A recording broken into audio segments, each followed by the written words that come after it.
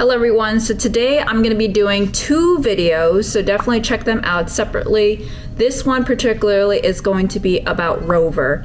So I've been doing Rover for about 2 months now and I've made a lot of money. I would say like about $3,000 at this point just from 2 months and doing things that I would already like to do. So it doesn't feel like work, it's just basically cat sitting. Like if you know about my channel, I'm a crazy cat lady. I have 3 cats of my own. I fostered cats before and then my boyfriend was like, okay, no more, after I just adopted my second foster cat, so foster fail. And the only way to get him to agree to do this is if I did Rover. So I did a lot of cat boarding, a lot of house sitting where I go to their house and I stay there for an extended period of time, or I take them as like multiple drop-in visits, or I do drop-in visits. And drop-in visits is kind of like you go to their place, you already have a key and everything.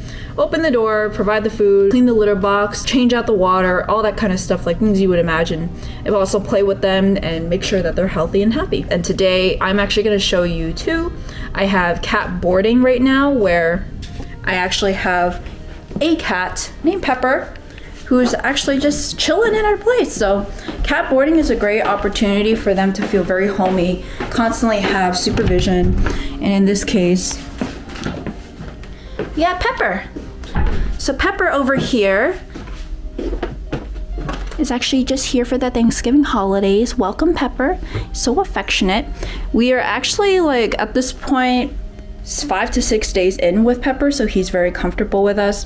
It did take some time though because he wouldn't eat really for like the first 2-3 days, and he also wouldn't use the litter box either. But now like 3-4 days later he actually starts to eat. The benefit with cat boarding specifically is that for me personally, because I already have cats, the place is like basically decked out to the nines with all of the cat supplies, all the cat toys.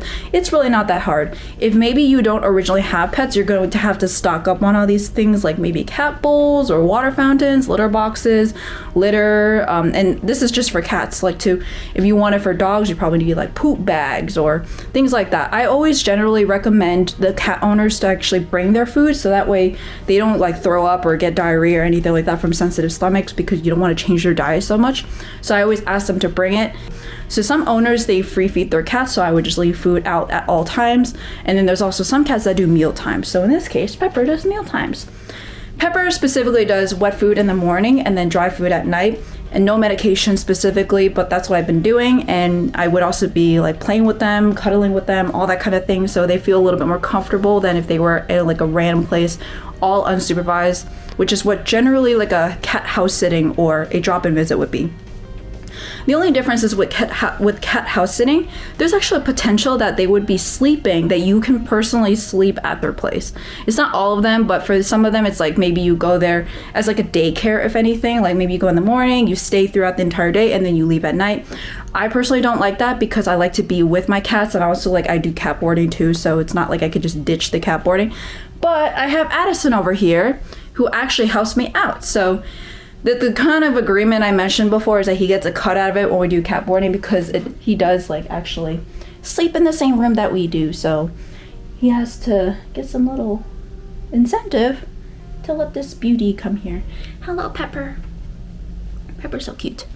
But yeah, so that's the beauty of Rover. I'll be doing my house sitting today, so you get to see a little bit how that process goes. Hi, Pepper. Look at your food. Look, it's your food. See? Here we go, right there. So right now we're heading to the bus, and normally I would actually be walking, but lately it's been cold. I did walk the first few times, but I was like, you know what, I'm just gonna take the bus. Like, it's $2.75. But usually when it comes to things like Rover, all the expenses you spend are actually all on you. So if you choose to maybe like get a city bike or your bike, electric scooter, which I ended up buying myself, but it's coming in tomorrow, so I can't actually use it for today. But in general, like things like cars and gas, you would have to kind of factor that into your own prices when you do this. But for me, I did not, because I actually thought I was gonna walk it all. But I've been doing this for about a week for morning and night, and I'm like, you know what? I'm not walking that. It's like 40-minute walk. I did in the past like 5 days, but specifically for today, I'm gonna just take the bus. Next stop, Fulton Street and Classen Avenue. Transfer available to B48.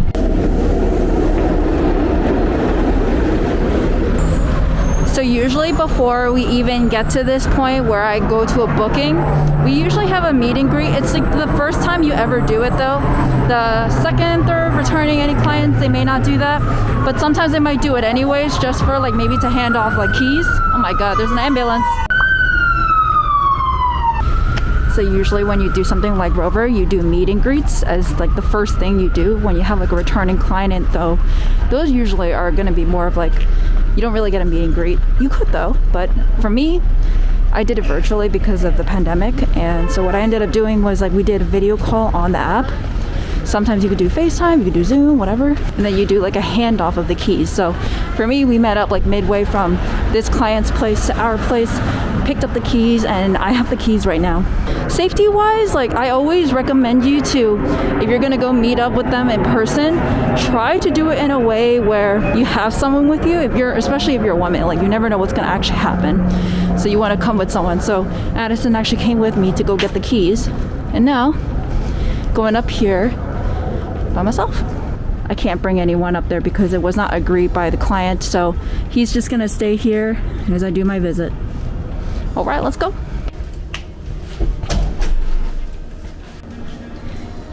Hi, Bob. Hello over there. So let's talk about the pros of actually doing Rover. Well, first off, if you love animals, cats, dogs, whatever, it's perfect for you. You actually rarely work with a human, other than maybe their owners, but they're gonna be away most of the time anyways. So you're just gonna be doing simple tasks like that. If you're a student and you wanna be with animals, or maybe you have a lot of like a flexible schedule, you work from home, that kind of thing, you could do that. Pros, I would also say like around the holidays though, you tend to get really good income because of that. Right now it's like Thanksgiving, so I get a lot of clients. Hi, Bob.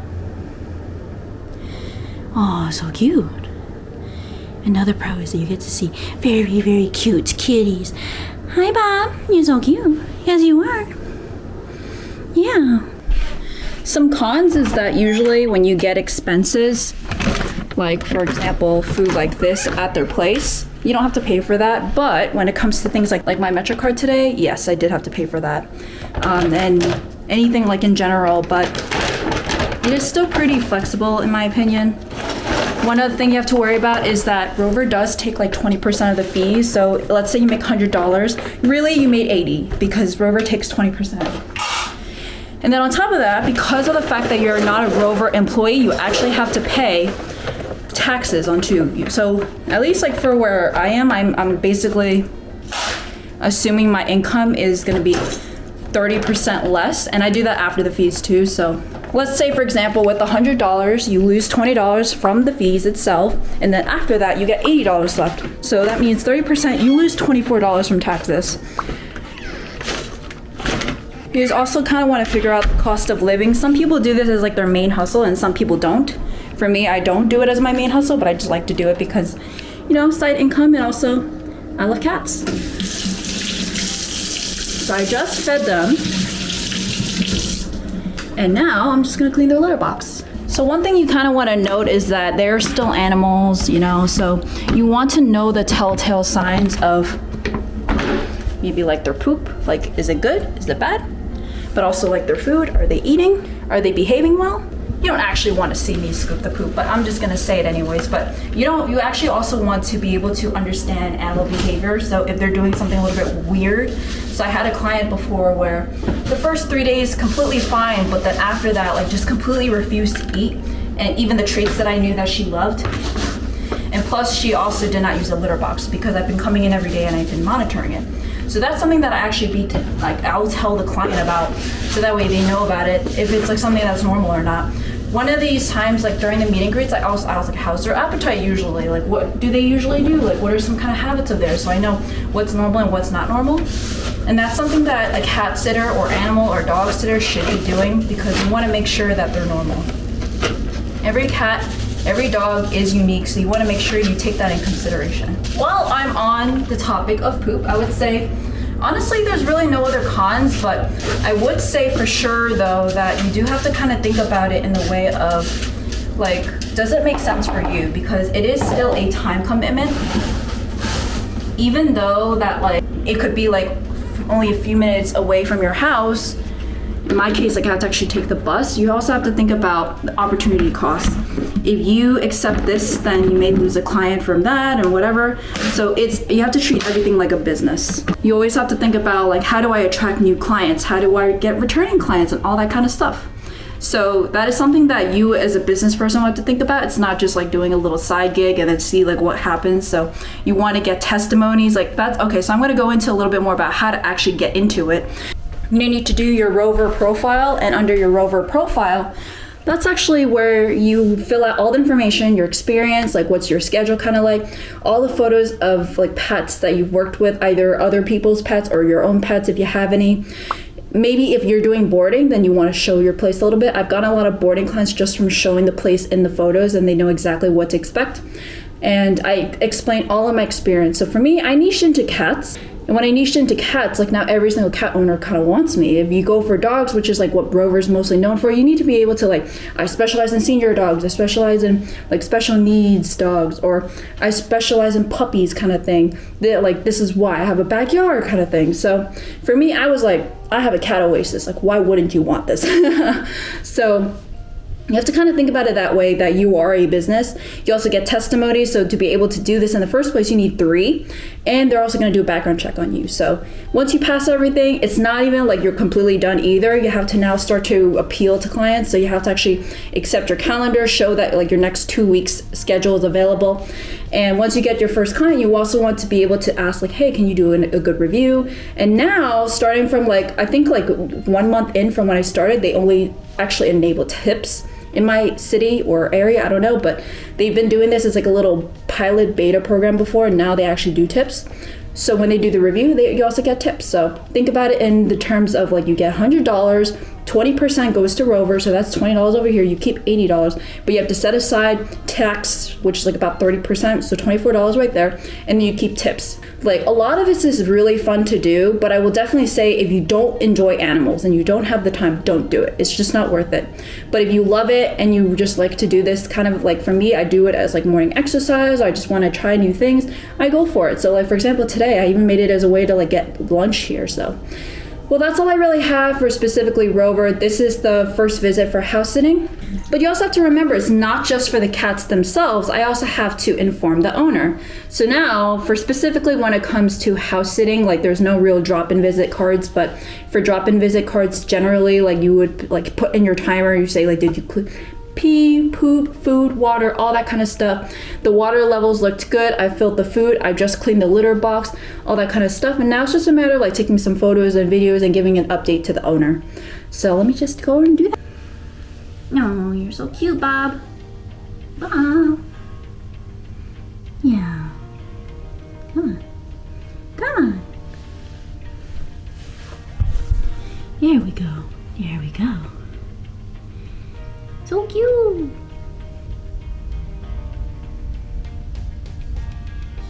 All right, so I just provided my update. So cute that Bob likes to follow me. Hi, Bob.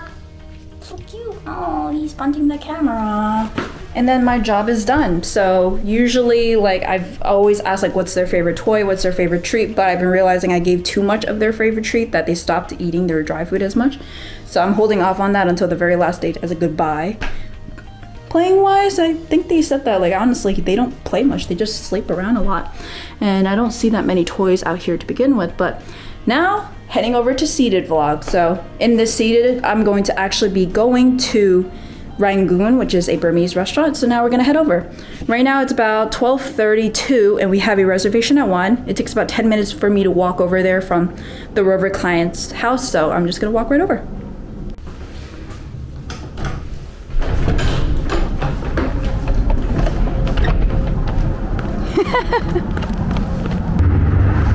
All right, everyone, it's time for my night drop-in visit, or in this case, cat sitting.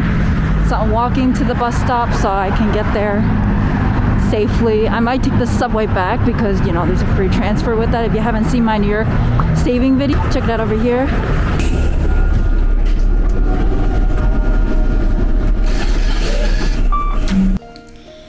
All right, just got here, back from my night visit.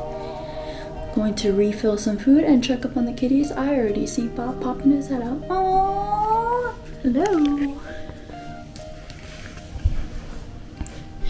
Hi, Bob. Oh. Yeah. Yeah. Oh my god, you're so cute. You're so cute. So I did notice the water was also a little bit low. I'm just gonna fill that up a little bit.